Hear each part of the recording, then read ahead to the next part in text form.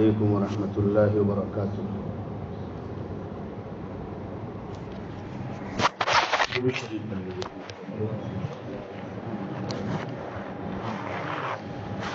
اللهم صل على سيدنا ونبينا مولانا محمد وعلى آل سيدنا ونبينا مولانا محمد وبارك وسلم. الحمد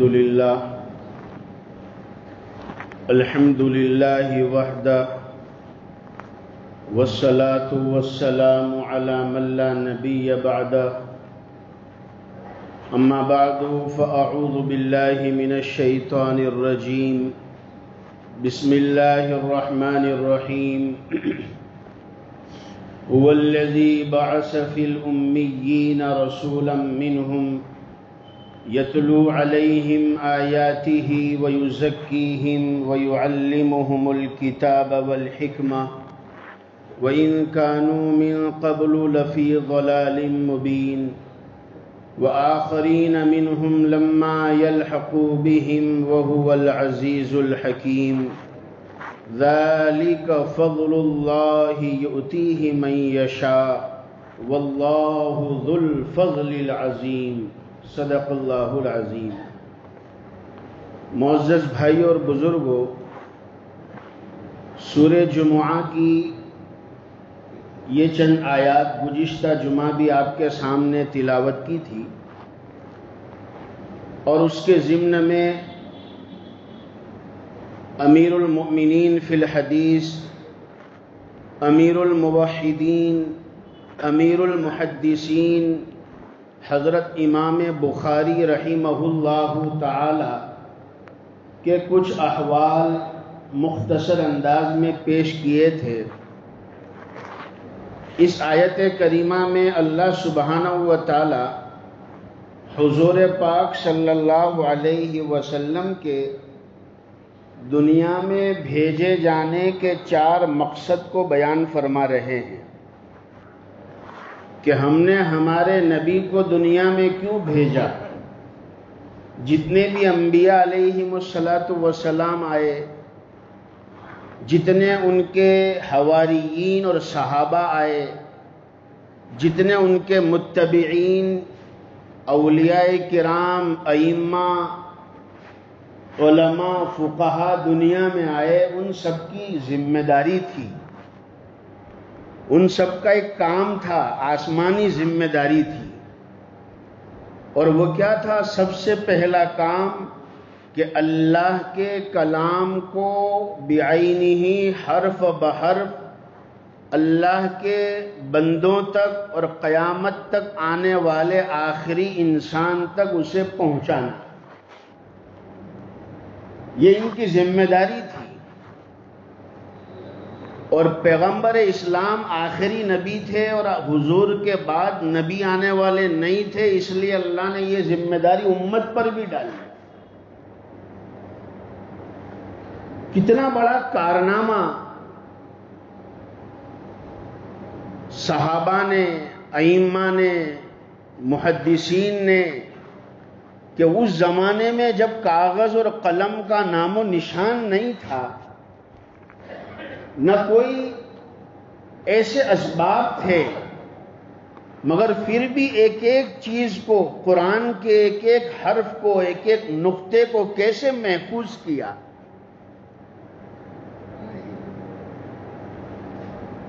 میرے اور آپ کے آقا صلی اللہ علیہ وسلم نے اس کی ترغیب بھی دی تھی، حکم بھی فرمایا تھا، یہ تم سب کی ذمہ داری ہے. حجۃ الوداع میں حضور نے موجود صحابہ، 1.25 لاکھ صحابہ کو یہ کہا، یہ جو میں نے تمہیں دین پہنچایا ہے، آج اللہ کا دین مکمل ہو گیا، تو اب تمہاری ذمہ داری ہے کہ یہ اللہ کا دین، اللہ کا کلام، اللہ کی شریعت، آسمانی نظام ان لوگوں تک پہنچاؤ جو یہاں موجود نہیں ہے. فَلْيُبَلِّغِ الشَّاهِدُ الْغَائِبَ. اب جو یہاں موجود ہے ان کی ذمہ داری ہے کہ یہ میری باتوں کو ان لوگوں تک پہنچائے جو آج موجود نہیں. اور حضور نے دعا دی حضور نے دعا دی، میرے آقا کی دعا، آج ماں باپ کی دعا مل جائے، استاد کی دعا مل جائے، کتنی بڑی بات ہے۔ کسی غریب مسلمان کی ضرورت کو پورا کر دے، وہ دعا دے دے، کتنی بڑی بات۔ یہ تو میرے نبی کی دعا کہ اے اللہ اس میرے امتی کے چہرے کو تازہ رکھنا، میرے رشتہ دار، میرا خاندان نہیں، میرے ہر اس امتی کے چہرے کو تازہ رکھنا جو میری ایک بات کو سن لے اور سن کر اس کو محفوظ کر لے، اس کی قدر کرے اور پھر اس کو اپنی زندگی میں اتارے اور پھر جیسا سنا ہے ایسا لوگوں تک پہنچا دے۔ نظر اللہ عمران سمع مقالتی فحفظها ورعاها وَأَدَّى كَمَا سَمِعَ او کما قال رسول اللہ صلی اللہ علیہ وسلم۔ اللہ اس کے چہرے کو تازہ رکھے۔ اسی لیے تو آج دنیا کئی سو سال ہو گئے ائمہ کو، اولیاء کو، آج دنیا اسی لیے تو یاد رکھتی ہے۔ امام بخاری رحمت اللہ علیہ کے حالات گزشتہ جمعہ آپ کو سنائیں، کیوں آج ہم امام بخاری کا نام یاد رکھ رہے ہیں۔ ایک شہر بخارا، ازبکستان کا ایک چھوٹا شہر، اور اس کے اندر ایک چھوٹے سے جھوپڑی اور گھر میں پیدا ہونے والا بچہ۔ ہم وہاں جا کر آئے، امام زین الدین مسجد ہے آج، وہاں جہاں امام بخاری پیدا ہوئے تھے ان کا مکان تھا، اور وہاں تھوڑی دیر جب بیٹھتے ہیں تو کیا سکون ملتا ہے کہ یہاں امام بخاری بچپن میں کھیلے ہوں گے۔ وہ جنہوں نے ایسی کتاب لکھی، پوری دنیا کا مسلمان، عربی ہو، اجمی ہو، شرقی ہو، غربی ہو، کالے ہو، گورے ہو، ہاں، ایسٹ میں رہنے والا، ویسٹ میں، جتنے دنیا میں ایمان والے آئے اور قیامت تک آئیں گے۔ میں نے یہ کل بھی کہا، گزشتہ جمعہ بھی کہا تھا کہ اللہ کی کتاب قرآن کریم کے بعد سب سے سچی کوئی کتاب ہے، اور پوری امت نے جس کو مانا ہے بے اتفاق امت، وہ حضرت امام بخاری رحمت اللہ علیہ کی لکھی ہوئی کتاب صحیح البخاری ہے۔ 6 لاکھ حدیثیں آپ کو یاد تھی، اس میں سے آپ نے کانٹ چھانٹ کر بڑی صحیح حدیثوں کو لے کر 7562 حدیث بخاری شریف میں آپ نے جمع کی، اور کس طریقے سے ایک حدیث کو لینے اور لکھنے کے لیے امام بخاری پہلے غسل فرماتے۔ آج تو جمعہ میں آنے میں بھی کتنے غسل کے بغیر آ جاتے ہیں، حالانکہ سنت ہے، غسل کر کے آئے، حضور کے روضے پر جائے، مدینہ شریف صلاۃ و سلام پڑھنے، نئے کپڑے پہن کر غسل کر کے جائے، خوشبو لگا کر، یہ آداب ہے۔ ایسے ہی چلے جاتے، جن کے دل میں محبت ہے ان کا حال تو کچھ اور ہوتا ہے، مگر یہ بے دھیانی کی بات بتا رہا ہوں۔ امام بخاری رحمت اللہ علیہ نے اپنی کتاب میں ہر حدیث کو لکھنے سے پہلے غسل فرمایا، کپڑے اچھے پہنے، خوشبو لگائی، 2 رکعت کعبۃ اللہ میں حتیم کے اندر، حتیم کے حصے میں کعبۃ اللہ میں 2 رکعت نفل نماز پڑھ کے اللہ سے دعا مانگی، اے اللہ اگر یہ حدیث میں کچھ بھی شک ہو تو اس کو میری کتاب میں جگہ مت دینا، اور اگر صحیح حدیث ہے تو اے اللہ میری اس حدیث کو میری کتاب میں لکھنے میں میری مدد فرمانا۔ خیر میرے بھائیوں، یہ تو ایک امام، ایسے تو کتنے، میں اگر بیان کروں ایک امام پر ہر جمعہ تو میرے خیال سے 5-6 مہینے چاہیے۔ امام ترمذی رحمت اللہ علیہ، ترمذ شہر ہے وہاں ازبکستان کا، جو ہے جنوب کے اندر، ساؤتھ ازبکستان میں ترمذ شہر، وہاں امام ترمذی پیدا ہوئے۔ ان کا نام بھی محمد تھا، امام بخاری کا نام بھی محمد تھا، اور وہاں ایک قبرستان ہے، محمدی قبرستان، وہاں دفن ہونے کے لیے شرط تھی کہ انہی کو دفن کیا جائے گا جن کا نام محمد ہوگا، اور دوسری شرط یہ تھی کہ یا تو وہ محدث ہو یا کوئی مفسر ہو، بڑے امام ہو، تبھی ان کو دفن کیا جائے گا۔ ہمارے دارالعلوم میں ایک کتاب پڑھائی جاتی ہے ہدایہ، علماء جانتے ہیں حنفی فقہ کی یہ لاسٹ بڑی کتاب ہے، جس میں بزنس، تجارت کے اصول وغیرہ، معاملات، معاشرت پڑھائے جاتے ہیں۔ یہ صاحب ہدایہ کو بھی امام محمدی قبرستان میں دفن نہیں ہونے دیا، کیونکہ ان کا نام محمد نہیں تھا، تو محمدی قبرستان کے باہر انہیں دفن کیا۔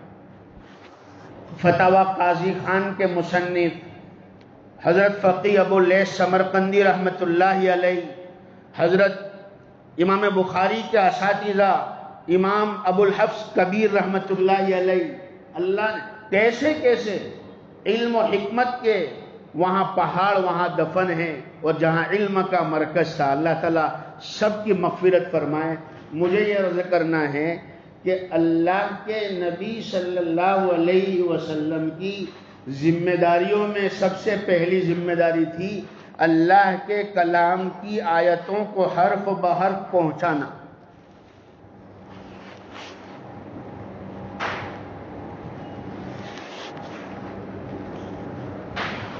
حضور کا کیا حال ہوا ہوگا، تھوڑی دیر کے لیے سوچے۔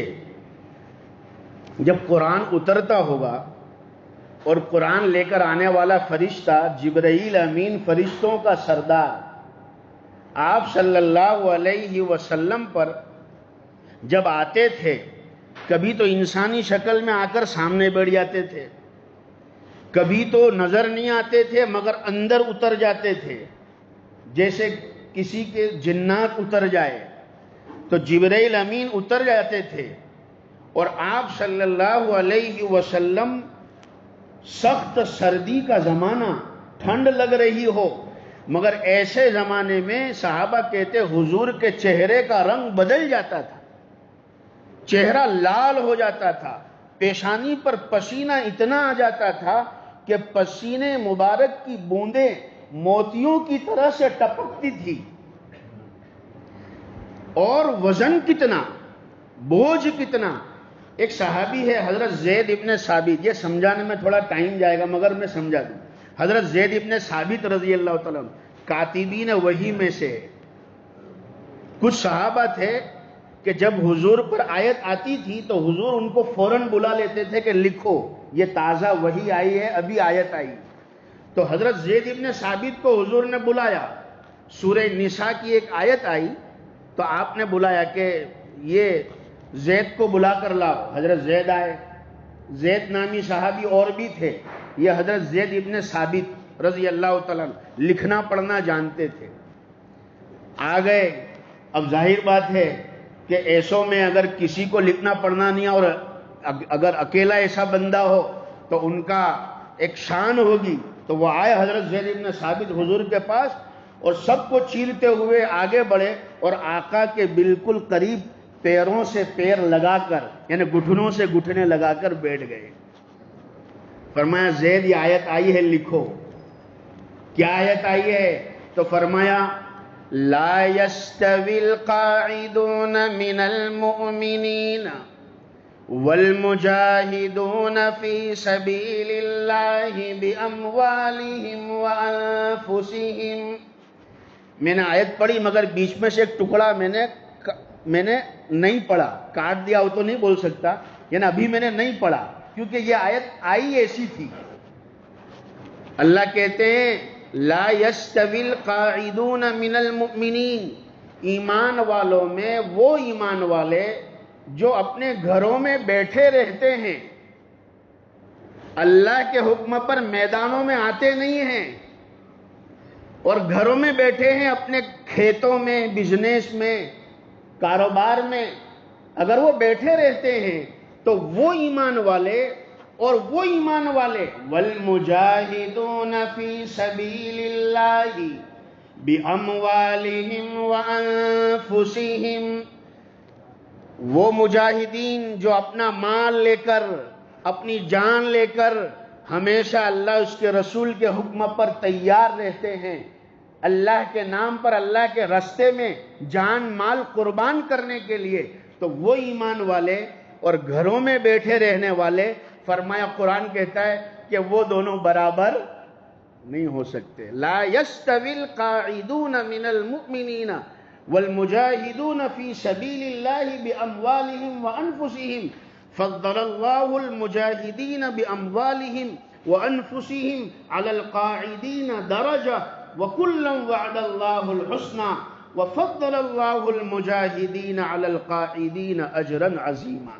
یہ آیت آئی تو حضرت زید بن ثابت کو کہا کہ لکھو، تو ایک صحابی نابینا تھے جو دور بیٹھے تھے، ان کا نام حضرت عبداللہ ابن ام مکتوم رضی اللہ تعالیٰ عنہ، نابینا تھے، وہ پیچھے بیٹھے تھے۔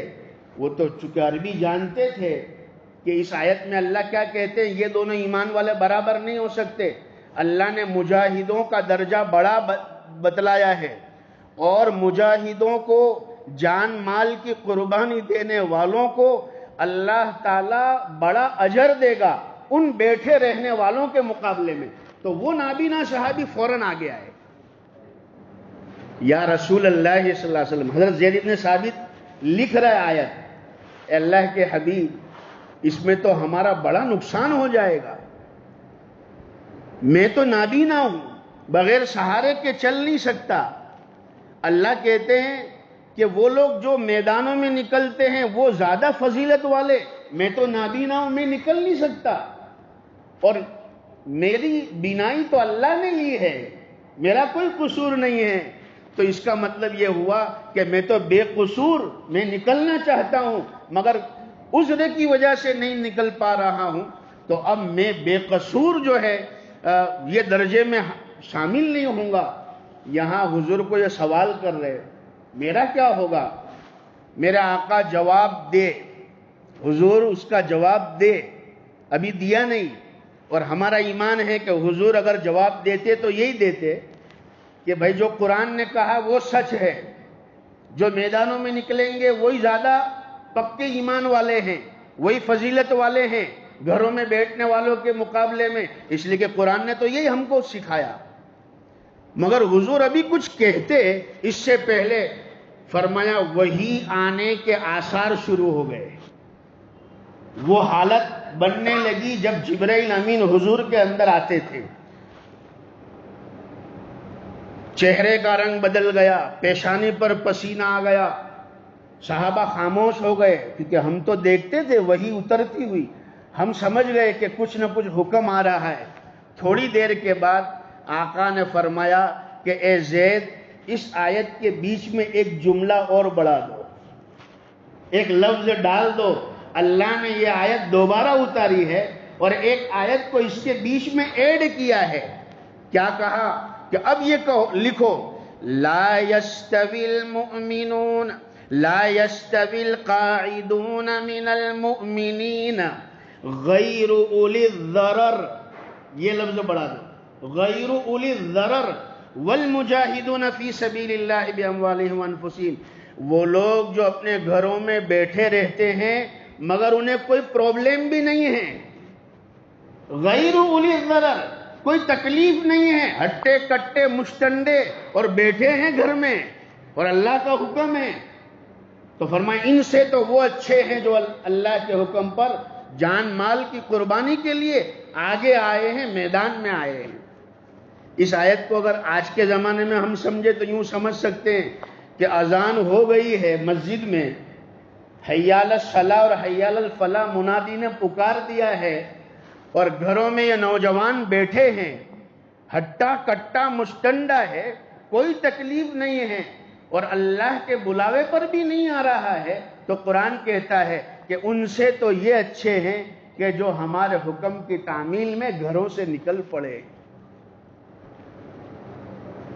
جن پر حج فرض ہو گیا، اللہ نے مال دیا، حج فرض ہو گیا، اب جب حج کے ایام آتے ہیں حکم آتا ہے نکلو اللہ کے گھر کے لیے، تو وہ لوگ جو نکلتے ہیں اور وہ لوگ جو مال ہونے کے باوجود اپنے گھروں میں بغیر کسی عذر کے بیٹھے رہتے ہیں اور وہ اللہ کے فریضے کو ادا کرنے نہیں جاتے، لبیک نہیں کہتے، فرمایا کہ ان سے تو وہ اچھے ہیں جو اللہ کے حکم پر نکل پڑے۔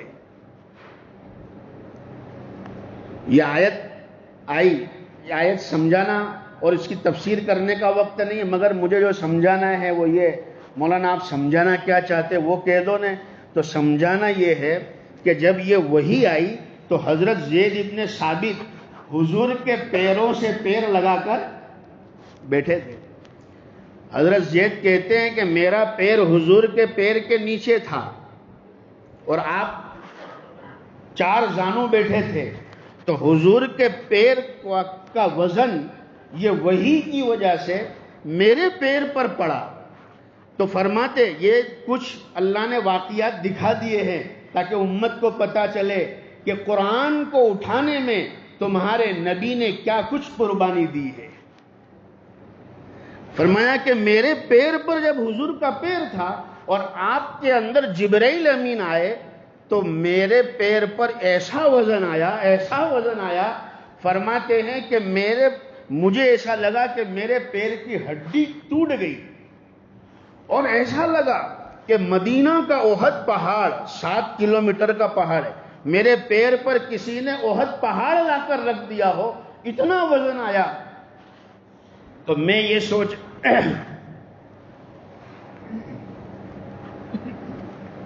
یہ سوچنے لگا کہ فرشتہ تو حضور پر آیا ہے اور حضور کے اوپر سے پاس ہو کر وہ وزن میرے پیر پر ذرا سے آیا، تب یہ میری حالت ہے، میرے نبی کی کیا حالت ہوتی ہوگی، حضور کا کیا حال ہوتا ہوگا۔ محدثین لکھتے ہیں اللہ تعالیٰ نے حضور پاک صلی اللہ علیہ وسلم کے بدن میں جنتی 40 مردوں کے برابر طاقت رکھی تھی، دنیا کے مرد نہیں، جنتی مرد کے 40 جنتی مردوں کے برابر حضور میں طاقت تھی۔ اب جنتی مرد، ایک مرد کی طاقت کو سمجھنا ہو تو محدثین حضرات لکھتے ہیں کہ جنتی ایک مرد کی طاقت دنیا کے 100 مردوں کے برابر، یہ کم سے کم، یعنی جنت میں جنتی جب جائے گا تو دنیا کے 100 مردوں کے برابر پاور ہوگا، ہر چیز میں، اس کی نظر میں، اس کے جسم میں، طاقت میں، سب میں۔ تو میرے اور آپ کے نبی کے اندر کتنی طاقت ہوئی دنیا کے مردوں کے حساب سے؟ 4,000 مردوں کے برابر۔ 4,000 مردوں کی عقل میرے نبی کی عقل کا مقابلہ نہیں کر سکتی، 4,000 مردوں کی نظر ہمارے نبی کی نظر کا مقابلہ نہیں کر سکتی۔ میرے نبی میں 4,000 مردوں جتنی صبر کا مادہ ان سے بھی زیادہ تھا، ہمارے نبی میں برداشت کرنے کا، موقع محل کو سمجھنے کی صلاحیت، ہر چیز 4,000 مردوں سے زیادہ تھی، اسی لیے آقا اس چیز کو برداشت کرتے تھے۔ ایک بات اور یاد آ گئی، کہہ دوں، بڑی عجیب بات، میں نے پہلے بھی کہی آپ کو، مگر جو نئے ہیں انہیں لطف آئے گا انشاءاللہ۔ قرآن کریم میں اللہ تعالیٰ نے سورج اور چاند کا بیان کیا ہے، اور سورج کو اس کی روشنی کے لیے الگ ورڈز لائے اور چاند کی روشنی کے لیے الگ ورڈز لائے۔ تبارک الذی جعل فی السماء بروجا وجعل فیہا سراجا وقمرا منیرا۔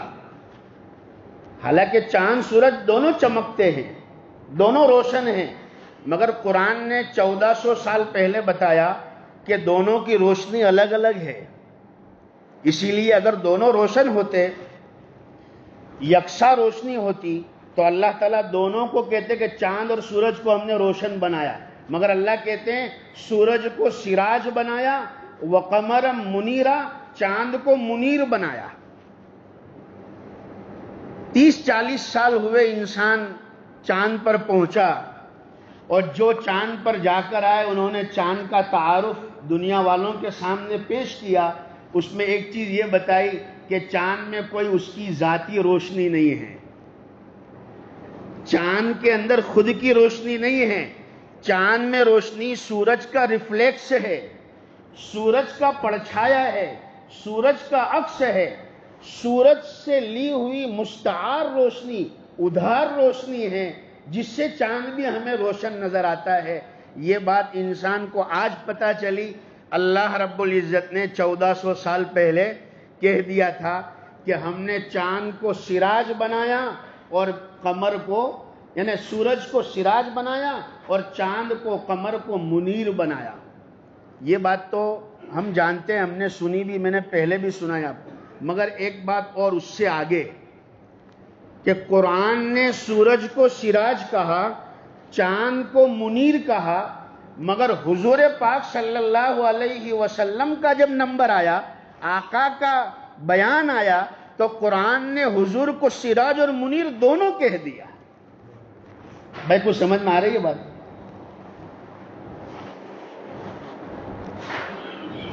قرآن نے جب میرے نبی کا تعارف پیش کیا تو کیا کہا؟ هو الذی، دوسری جگہ انا ارسلناک شاہدا ومبشرا ونذیرا، اے پیارے نبی ہم نے آپ کو شاہد بھی بنایا، خوشخبری سنانے والا بنایا، ہمارے عذاب سے ڈرانے والا بنایا، وداعیا الی اللہ بإذنہ وسراجا منیرا،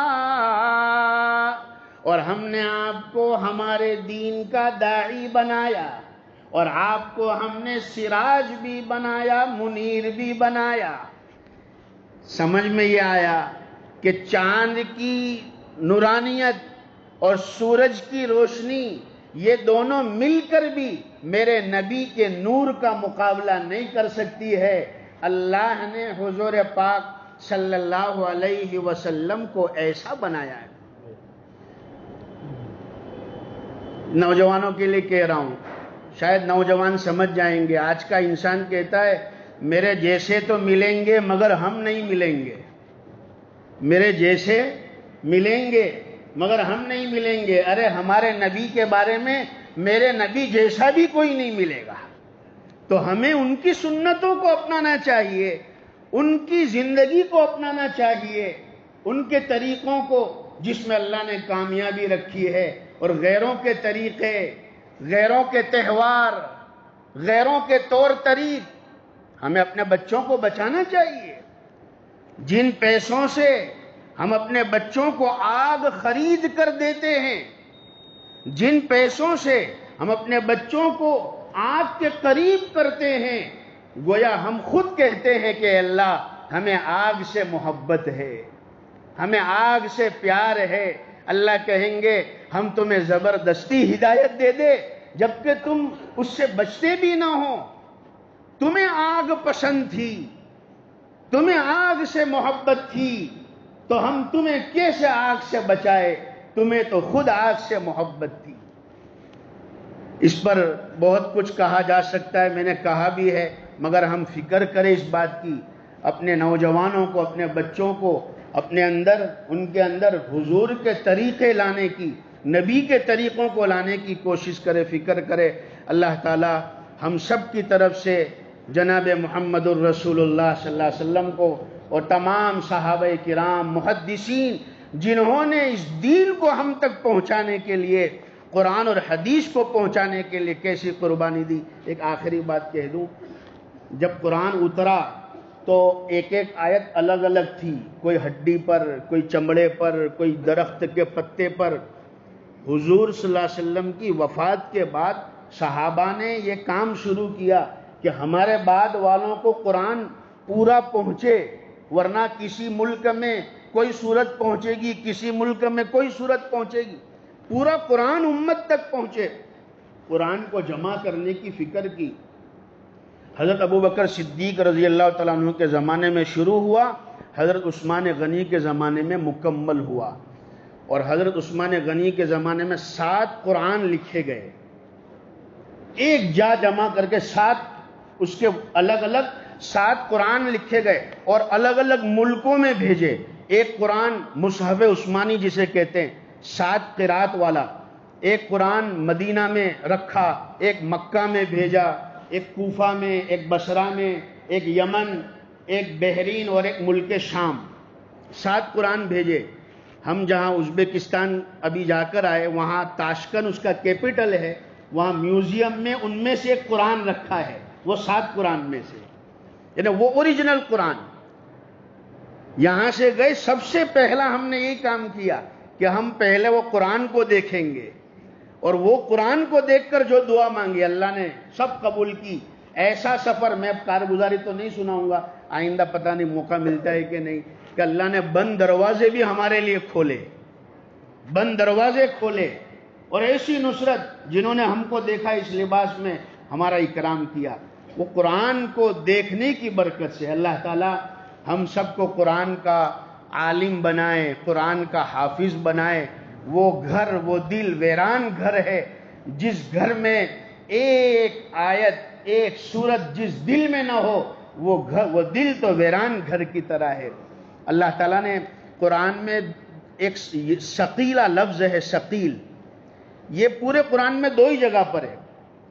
29ویں پارے میں ثقیل معنی بھاری، تو 2 جگہ پر، ایک تو ہے اللہ نے قرآن کو بھاری کہا، اے پیارے نبی یہ بھاری قرآن ہم اب پر اتارتے ہیں، قرآن کو بھاری کہا۔ نمبر 2، قیامت کے دین کو بھاری کہا، یومن ثقیلا اور قولن ثقیلا۔ علماء نے فرمایا اگر قیامت کی ہولناکی سے بچنا ہو، اگر دشمن کے پاس بڑا ہتھیار ہو تو ہمارے پاس اس کے مقابلے کے لیے وہی چیز ہونی چاہیے۔ قیامت کی تکلیف سے بچنا ہو تو اللہ کے کلام کو سینے سے لگانا پڑے گا، اس لیے کہ اللہ نے پورے قرآن میں یہی 2 چیز کو بھاری کہا ہے۔ قرآن بھاری ہے اور قیامت کا دین بھاری ہے۔ قیامت کے بھاری دین سے بچنا چاہتے ہو تو اللہ کے کلام کو سینے سے لگاؤ، اسے پڑھو، اس کی تلاوت کرو، اس کو سکھاؤ۔ اللہ تعالی ہمیں عمل کی نیک توفیق عطا فرمائے۔ ایک ضروری اعلان یہ ہے، ہمارے یہاں آج ہماری مسجد میں کشمیر سے ہمارے مولانا تشریف لائے ہیں، یہ ہمارے ساتھی بھی ہے اور وہاں ہم جا کر بھی آئے، ادارہ دیکھا ہے۔ اس وقت خاص وہاں پانی کی سخت تنگی ہے اور وہاں تقریباً 5 لاکھ کا بورنگ کا خرچہ ہے، اس لیے کہ پہاڑی والا علاقہ ہے۔ تو آپ تمام بھائیوں سے گزارش ہے جس سے جتنا ہو سکے اپنے مرحومین کے لیے للہ رقم سے ان کا تعاون کرے۔ اللہ تعالیٰ آپ کے عطیات کو قبول فرماوے۔ پروفیسر انور صاحب انصاری جو معراج میں رہتے تھے، MS یونیورسٹی میں پڑھاتے تھے، ان کا انتقال ہو گیا UP کے اندر۔ ان کے لیے ہم دعا کریں اللہ تعالیٰ ان کی مغفرت فرمائیں، ان کے درجات کو بلند فرمائیں، آمین۔ وآخر دعوانا الحمدللہ رب العالمین۔ جن حضرات کے سنت باقی سنت